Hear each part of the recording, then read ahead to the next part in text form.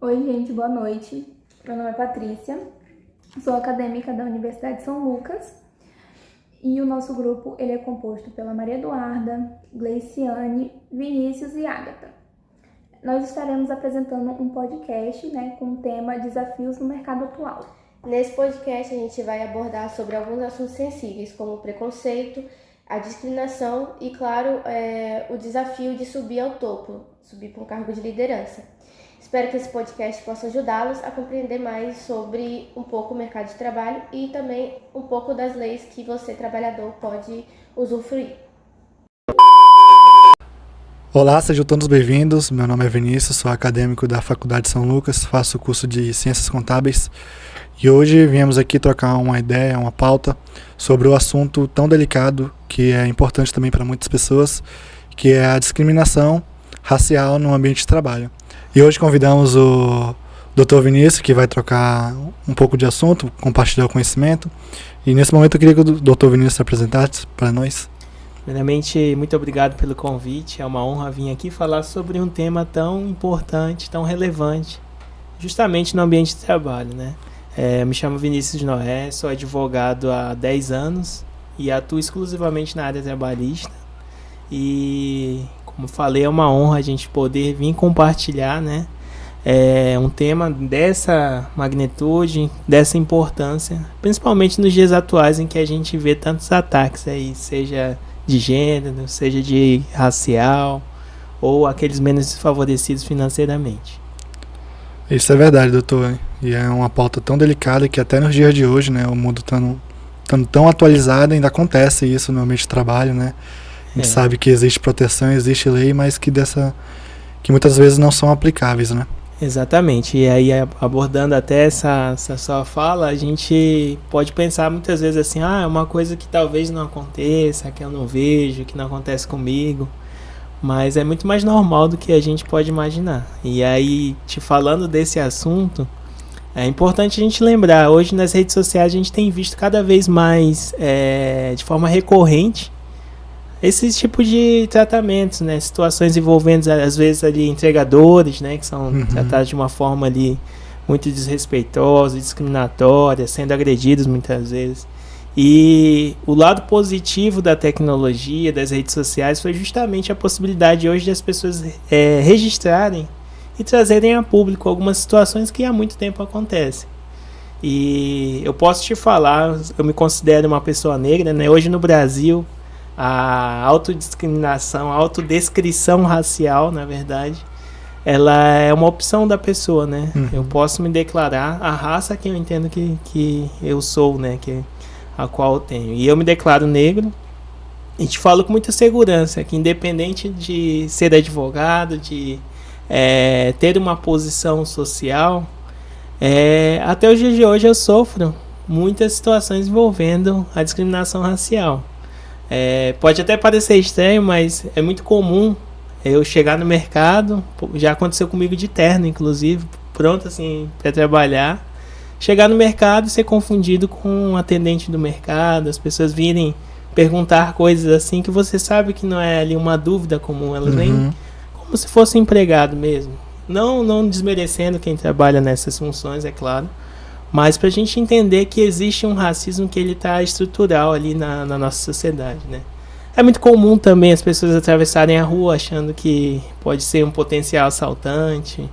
As pessoas, ao chegar em algumas lojas, para fazer uma compra, as pessoas oferecerem produtos mais baratos, mesmo se você não esteja ali buscando aquilo, Então, são essas pequenas atitudes, essas pequenas situações que elas demonstram para a gente que hoje é muito mais comum do que você imagina. É muito mais comum esse tipo de prática do que as pessoas às vezes pensam que pode existir. E isso daí, se a gente está falando de uma situação do dia a dia. Agora, imagina no ambiente de trabalho quanto de situações são envolvidas ali, E é bem verdade que esse assunto também vem se arrastando de anos a anos e a gente percebe que muitas das vezes quando a lei não se aplica, essas pessoas se sentem vulneráveis, se sentem ali com medo de procurar o seu direito, e muitas das vezes não procuram porque não têm acessos, e muitas das vezes tem medo até de acontecer algo pior com ela, porque depende do trabalho, depende daquele produto, daquele serviço para alguma coisa, e tem medo de procurar o seu direito e acabar ficando sem nada, né? Exatamente. É interessante esse ponto que tu falou aí do receio mesmo, né? E se a gente for pegar a parte doutrinária do direito do trabalho, a gente fala que o contrato de trabalho e a relação do empregado com o seu empregador, ele tem uma natureza receptícia. O que significa esse nome esquisito, né? Receptício. Geralmente o empregado, por ser empregado, por precisar do emprego, ele não tem aquele poder de ficar muitas vezes questionando uma cláusula, uma imposição, uma determinação que vem do seu superior.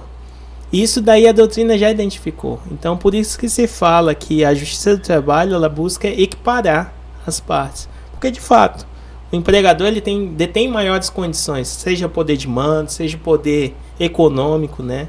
Então, quando uma pessoa se dirige, por exemplo, à justiça do trabalho, ali não está falando que vai beneficiar o trabalhador, mas ali se visa equalizar, transformar ambos, deixar eles no mesmo nível, né?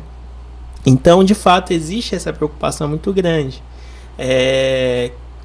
Parece até estranho, né? Existem muitos processos judiciais trabalhistas, mas a maioria das pessoas, elas, mesmo com direito, não ingressam na justiça com receio de futuramente ser prejudicado por ter um processo na justiça. Então, daí você já vê que essas situações, elas são muito mais comuns do que aparentam ser. E quando envolve um crime, né? Eu digo que é um crime mesmo, né? Uma violência seja de gênero, seja racial, isso daí é um pouco mais delicado, porque geralmente há necessidade de a gente fazer a prova, né? E aí é o momento que as pessoas geralmente também não se dispõem a ajudar aquele que sofreu, que passou por uma situação. Isso é verdade. Eu queria que nesse momento, doutor, o senhor pudesse apresentar meios, mecanismos que essas pessoas que sofrem, né, ou que já sofreram, podem buscar para poder conciliar, melhorar, ter mais atitude, buscar os seus direitos, buscar ter seu espaço ali, porque independente de cor, independente de raça ou de gênero, todos são iguais ali no ambiente de trabalho, todos têm o mesmo direito, todos têm o mesmo dever. Inclusive a Constituição Federal aborda isso, que todos têm igualdade de direito e de dever. Então eu queria que o senhor apresentasse caminhos, melhorias, oportunidades que essas pessoas podem buscar para que elas possam adquirir os seus direitos, né? Na verdade, os direitos já estão adquiridos, só que eles não estão sendo exercidos da maneira correta. Como é que essas pessoas podem buscar a realização desses direitos? Perfeito. Você falou aí da Constituição, né? A Constituição, de fato, ela estabelece uma igualdade, né? Uma isonomia entre todos, independente da sua cor, da sua raça, do seu gênero, né? Se é indígena, se é africano, enfim, é uma igualdade, uma isonomia a todos. E corroborando com isso, existem algumas convenções, né, da Organização Internacional do Trabalho, a OIT. Dentre elas, uma, que é a 111, ela fala claramente sobre a discriminação, da impossibilidade, do impedimento de haver discriminação, seja por raça, por gênero, né? E primeiro, antes de falar quais mecanismos a gente poderia adotar, é bom entender quais são os desdobramentos quando há essa quebra, né? Hoje a gente tem, graças a Deus, a informação ela tem chega de uma forma muito mais simplificada e muito mais rápida às pessoas, né? Hoje, querendo ou não, a gente tem a palma da mão ali no celular, acesso a muitas informações. E isso faz com que as pessoas tenham uma consciência um pouco maior do que há um tempo atrás, onde já era um pouco mais restrito o acesso a essas informações. E aí o que eu quero dizer com isso? Que hoje a gente tem visto, né, uma preocupação muito maior, principalmente com o ambiente de trabalho, com as questões envolvendo a saúde mental. Inclusive, recentemente foi editada uma nova NR, uma norma regulamentadora, número 1, que ela fala agora exclusivamente ali, ela traz uma proteção ao ambiente de trabalho no aspecto da saúde mental. E quando a gente fala de discriminação, de alguma coisa envolvendo essa matéria, a gente está falando de algo que é imaterial.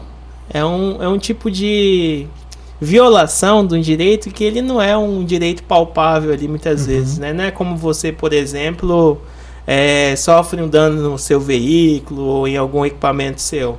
É uma coisa que está muito interna. E daí a necessidade de a gente se aprofundar nessa questão, né?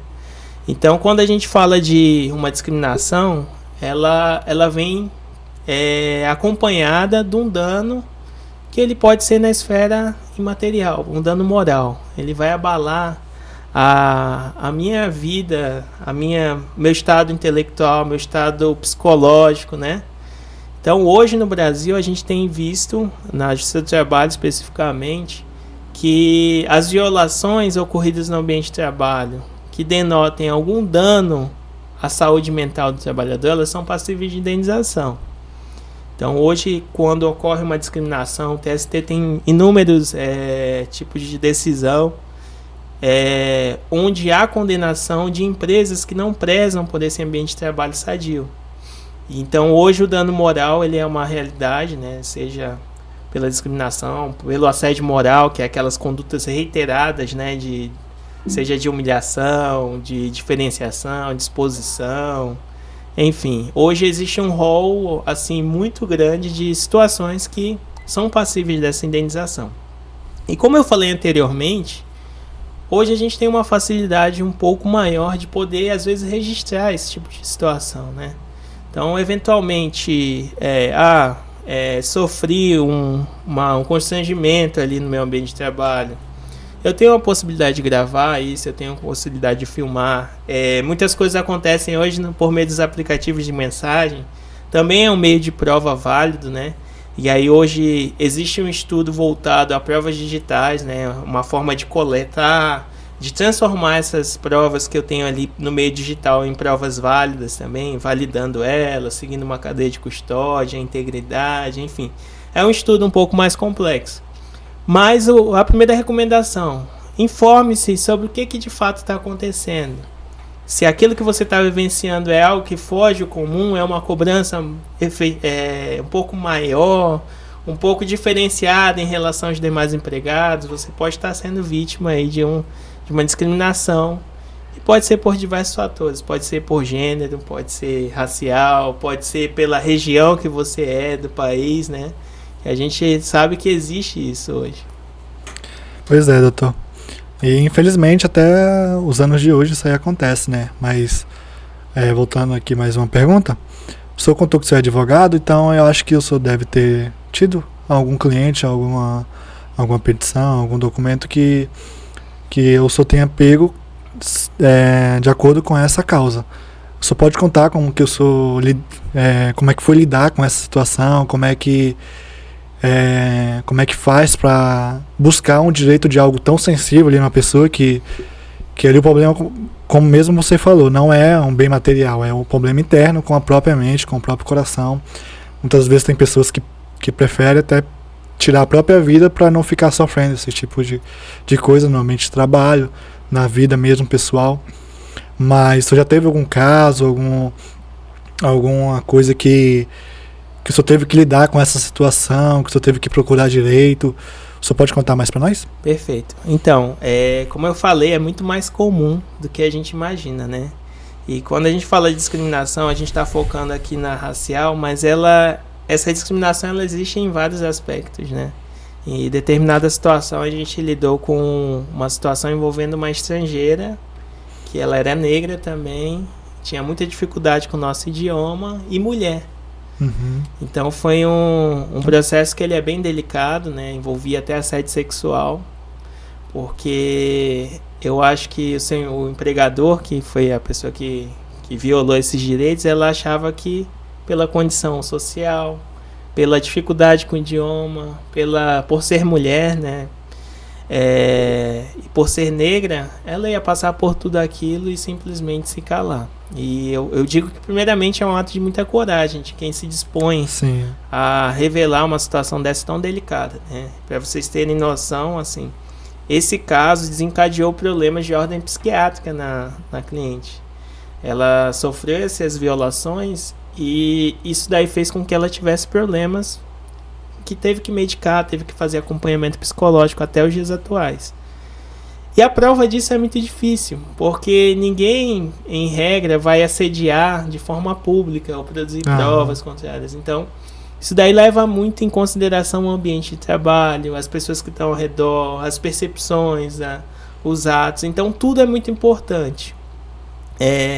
A gente pode estar falando aqui, alguém pode estar ouvindo e estar passando por uma situação dessa no trabalho. Então, uma das recomendações: viu algo diferente, sentiu algo, presenciou algo diferente no seu ambiente de trabalho, um tratamento de uma forma diferente, busque registrar, seja por meio do seu telefone mesmo, registrar as mensagens, ou busque se acompanhar de algum colega de trabalho, para que ele veja que aquilo ali não é algo que está na sua cabeça. E como eu falei, é um ato de verdadeira coragem da pessoa que vai expor, porque é algo que é muito dolorido, né? Então, esse tipo de processo envolve audiências que são geralmente audiências muito difíceis de conduzir, porque toca intimamente com a pessoa. Sim. E aí, eu lembro nesse caso específico, que no momento da coleta ali do depoimento dela, quando ela foi se remeter ao assédio que ela estava sofrendo, ela simplesmente não conseguia falar, ela começou a chorar. E você dava de sentir que a dor é tão grande que você, enquanto profissional, tem que estar muito preparado também, psicologicamente, para poder suportar aquilo e poder conduzir aquele processo, porque é algo que gera uma indignação muito grande. Pois é, doutor. E seguindo o assunto, o senhor conseguiu resolver? Como é que ela se... Então, os dias nesse de caso hoje. aí, a gente conseguiu uma indenização, né? Inclusive conseguiu o custeio do tratamento psicológico que ela manteve fazendo. E o interessante é que, embora seja um processo trabalhista, ele tem outros desdobramentos, né? Nesse caso aí, ele teve um desdobramento na esfera criminal. Então, esse ex-empregador, ele responde também o processo criminal. E na esfera trabalhista, ele teve uma condenação em danos morais, custeio do tratamento, a estabilidade, né, que foi concedida a essa empregada. Mas é algo muito complexo de conduzir, não é fácil. Sim. E seguindo, como que o senhor acha que deve agir as políticas públicas para que essas pessoas possam ter mais acesso? Como que acontece isso nos dias de hoje ainda, e meio que são casos isolados, que as pessoas não conseguem ter acesso à informação, que as pessoas muitas das vezes não têm condição de contratar um advogado, muitas das vezes as pessoas estão ali mesmo para o próprio sustento, né? Suportam a dor, suportam a discriminação, suportam o preconceito, tudo isso para poder suprir as coisas dentro de casa, para que não falte para o filho, para a filha, para o irmão, talvez muitas vezes até de favor. Mas como que as políticas públicas podem transformar esse problema numa solução? Como que seria assim um caminho não fácil, né? Porque é uma luta grande, mas como que seria um caminho ali teoricamente mais fácil de seguir para que chegue o direito a essas pessoas? Perfeito. Primeiramente, assim, é um desafio muito grande, porque como foi falado, né? Muitas vezes quem sofre esse tipo de violação, ele tem que ter muita coragem para poder enfrentar, por diversos fatores, até esse que você mencionou. Mas hoje, no âmbito do município, do estado e no âmbito federal, existem conselhos. Eu posso falar de uma realidade mais próxima aqui do nosso município de Porto Velho. Existe o Conselho Municipal da Promoção da Igualdade Racial, que tem adotado diversas medidas, seja de conscientização, de levar os trabalhos mesmo que eles têm feito, né, de educar, né, principalmente. E são ações como essa. Eu penso que a educação, o conhecimento difundido, ele é um dos primeiros pontos que deve ser abordados, né? Muitas vezes as pessoas pensam assim, é besteira estar falando sobre esses assuntos. Mas não, uma iniciativa como essa, ela tem um potencial muito grande de alcançar pessoas. Essa nossa conversa aqui é uma forma de a gente estar trabalhando em prol de combater esse tipo de situação. Porque, como eu falei, pessoas podem estar ouvindo aqui e se enquadrando nessas histórias, nessas situações, e não saberem que, olha, isso daí tá errado, não pode acontecer, né? E por mais que a gente esteja numa era da informação, que tudo é muito rápido, muitas pessoas de fato não têm acesso. Então, o primeiro ponto, eu acredito que as políticas públicas eles podem atuar nessa informação, levar a informação. Hoje, inclusive, até mais cedo eu estava olhando no site do Tribunal Superior do Trabalho, existem algumas cartilhas, tanto de assédio moral, como de combate à discriminação, seja racial, de gênero, e elas são muito explicativas, assim, de como que se dá, o que é, né, o que é injúria, o que é o preconceito em si, o que caracteriza ou não o assédio moral dentro do ambiente de trabalho, e estão disponíveis para a população. E muitas vezes falta o interesse das pessoas de irem atrás, né? Então, eu acho que o primeiro ponto é esse. As políticas públicas, elas de fato podem colaborar difundindo o conhecimento, difundindo essas informações. E é claro que também por meio de medidas efetivas, né? Existe um tema muito polêmico, né? Que é com relação a cotas raciais. Eu acho que é um tema assim, que há muitos anos vem sendo discutido, né? Mas é um meio de política pública para levar e combater esse tipo de discriminação também. Pois é, o senhor mencionou isso sobre as cotas raciais, né? Então acho que na maioria de concurso público, processo seletivo, algo do tipo, hoje em dia tem esse tipo de mecanismo que facilitam a integralidade da população negra, né, no caso. Mas o senhor acha que de fato a população negra está sendo tratada de forma igual com as outras populações? Olha, como eu te falei, com certeza não. Eu me considero negro e eu te falei que hoje eu enfrento diversos problemas que podem ser tidos como uma coisa simples para as pessoas, mas para quem está aqui e quem sofre, quem passa diariamente por isso, a gente vê como que não é. Eu vou te dar um outro exemplo. Eu sempre estudei em escola particular, exceção do ensino médio que eu fiz na Força Aérea, e eu tinha o costume de voltar da escola de bicicleta ou a pé. E eu morava assim, sei lá, umas 4, 5 quadras da escola. E quantas vezes eu não fui parado pela polícia e levei lá um baculejo só por ser negro. Meus amigos que eram brancos voltavam tranquilamente, nunca aconteceu nada disso com eles. Sim. E aí eu te pergunto, será que existe ou não uma diferenciação racial? Eu te afirmo que sim. Sim. E do mesmo modo que você mencionou, né? Às vezes no mercado, às vezes não é nem só no trabalho, mas em todo canto tem pessoas que sofrem esse tipo de preconceito. É certo? Algo que, como eu te falei, é estrutural. Ele está muito embutido no consciente coletivo, né? Sim, então a coletividade traz isso. E é uma coisa assim que eu penso que hoje tem sido mais debatido, mais aprofundado, né? Os debates sobre essas matérias. Mas eu penso que ainda demora algum tempo para a gente conseguir, de fato, começar a reverter essas situações. E assim, e para finalizar aqui, qual o conselho que você dá para essas pessoas que sofrem discriminação no trabalho, na vida, às vezes no mercado? Como que ela pode se fortalecer procurando ajuda? Como é que ela não deve se omitir por uma coisa que de fato não é para existir? Como é que essas pessoas conseguem buscar o conhecimento, consegue buscar ali ajuda da maneira correta? Perfeito. Eu primeiro penso que existe o senso de comunidade, né? O primeiro ponto é a gente se unir. Quem está em prol dessa luta está unido e conjuntamente pensar em medidas efetivas e efetivamente trazer essas soluções, né? Seja por meio, como a gente já falou, de difundir o conhecimento sobre essas matérias, levar a informação, falar, olha, a gente está aqui.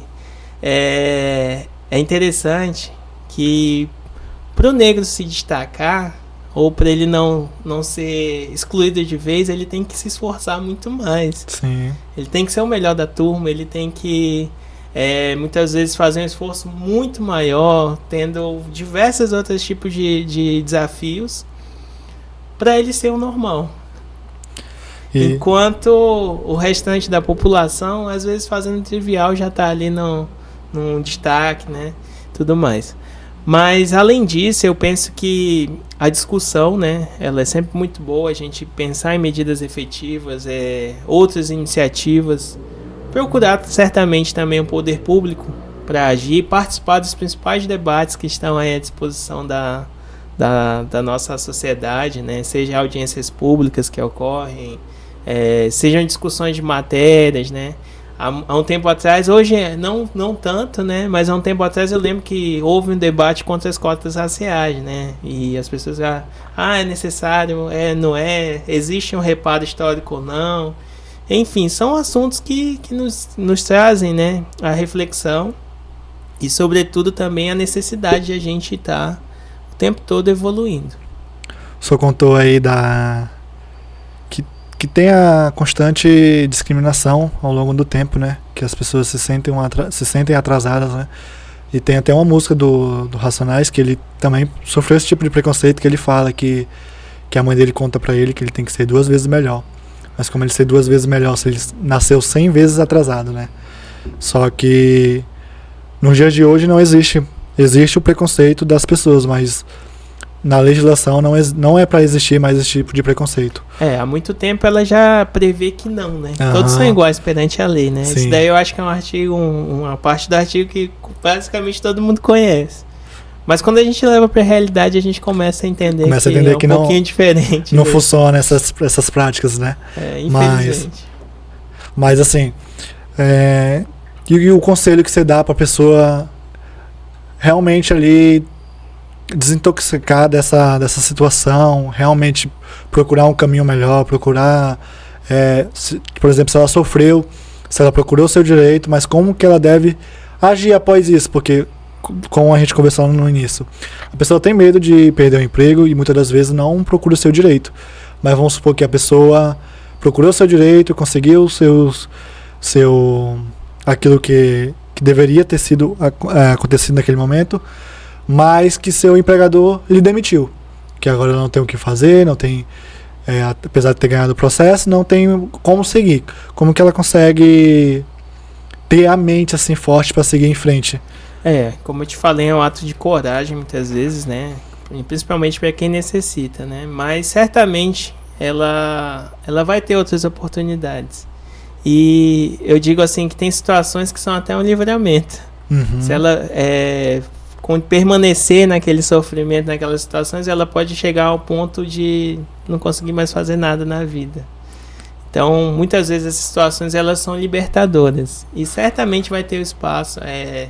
Não existe assim, de forma alguma, a gente está falando que todas as empresas elas são ruins, todos os empregadores são ruins, discriminatórios, de forma alguma é isso.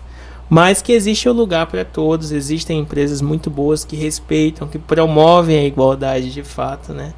E certamente essa pessoa ela tem que permanecer firme, conhecer seus direitos, ir atrás daqueles propósitos que ela tem e certamente as coisas vão acontecer. Então é isso, doutor. Eu lhe agradeço muito pela oportunidade que o senhor concedeu a nós. É um assunto muito delicado, né? Mas como o senhor é um advogado trabalhista, já com certeza sabe do que acontece nesse ramo, né? E pôde compartilhar com nós. Espero que esse podcast chegue a muitas pessoas, que essas pessoas consigam também procurar ajuda, né? Procurar, porque isso de fato não é para existir.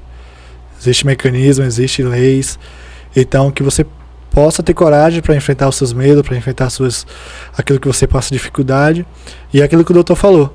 Existe oportunidade para todo mundo. Muitas das vezes é um livramento você sair do local, mas você pode sair de um local ruim e muitas das vezes ir para um local muito bom que você consegue até se destacar, crescer na vida, buscar coisas melhores. Mas novamente quero lhe agradecer. Se eu quiser agradecer também, fique à vontade.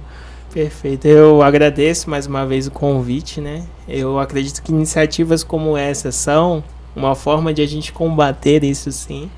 E certamente, para quem está assistindo, busque sempre seus direitos, busque conhecer, busque saber de fato das coisas que acontecem na sua sociedade, né?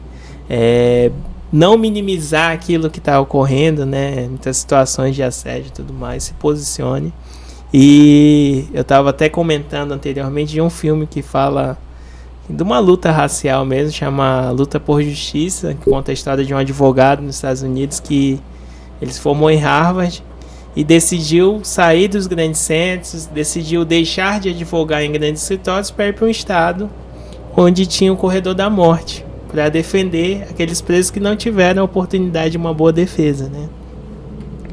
E o filme, a história, né, é baseada em fatos reais, né? E ele conseguiu de fato liberação de muitas pessoas ali que estavam injustamente, inocentes mesmo. E no final do filme tem uma participação dele no Senado, né? E ele fala algo muito interessante. Ele fala assim: olha, o que diferencia a nossa nação não é a forma que tratamos aqueles que têm poder, aqueles que têm boa situação, boa condição econômica, né? Mas o que nos dignifica de verdade é a forma que tratamos aqueles que não têm voz, aqueles que são desfavorecidos, aqueles que são esquecidos pela sociedade. Então, quando a gente fala de políticas de igualdade, de discriminação, a gente está falando dessas pessoas que muitas vezes não têm acesso. E o que vai nos fazer crescer enquanto país, enquanto população, enquanto cidadãos, é a forma com que nós nos preocupamos com os problemas que estão na sociedade. Então, cada um tem a possibilidade de fazer a diferença, seja em qual meio está inserido, né? Enquanto contador, eu vou ter a possibilidade de fazer a diferença ali. Enquanto advogado, eu tenho a possibilidade de fazer a diferença ali na minha comunidade. E isso daí que vai fazer com que a gente possa evoluir, levar informações, levar um conhecimento maior para as pessoas. E, de fato, né, quando as mãos se unem, né, se tornam mais fortes em prol de uma causa tão delicada que é a discriminação racial. Então, agradeço a todos a oportunidade, espero que, de fato, o podcast contribua com a vida de vocês, que essa mensagem chegue para muita gente e que vocês possam buscar os seus direitos. Muito obrigado e até a próxima. A gente termina esse episódio com um lembrete importante, que a discriminação racial no ambiente de trabalho não é apenas uma injustiça, é uma violação dos direitos humanos. E durante esse papo, a gente falou sobre situações reais que infelizmente acontecem no dia a dia, nos dias de hoje ainda. Também falamos sobre acolhimento, resistência e caminhos para transformar essa realidade. Se você sofre ou se você já sofreu ou sofre a discriminação racial no ambiente de trabalho, saiba que existe apoio, existe canais para denúncias e que você não está sozinho. Eu estou aqui para lembrar vocês de não esquecer de responder o nosso formulário, o link vai estar na descrição, ou se não, você pode acessar pelo QR Code que vai estar nessa tela. E conte-nos alguma experiência ou algum relato que vocês sabem de forma anônima ou não para nos ajudar na nossa pesquisa. Muito obrigada!